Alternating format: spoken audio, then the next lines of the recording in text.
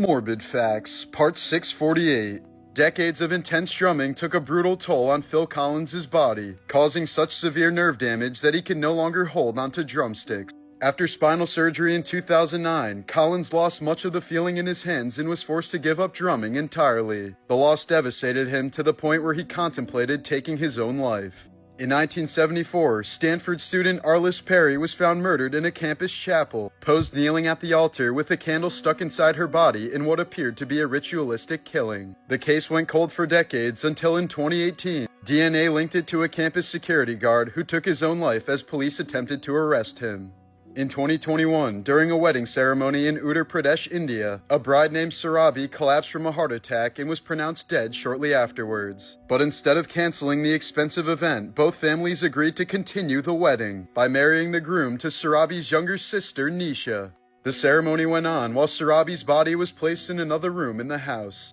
The incident shocked many and was confirmed by local news and relatives, who watched in total disbelief as a wedding and funeral unfolded under the same roof.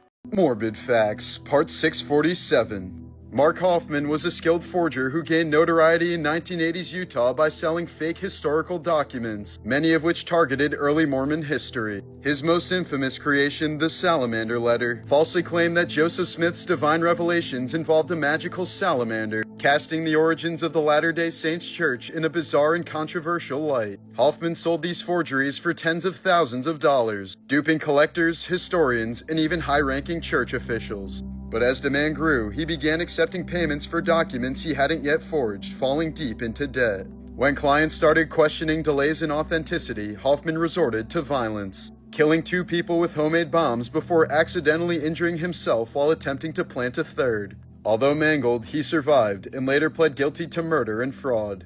Now 70 years old, he's been in prison since 1987 and will likely remain there for the rest of his life.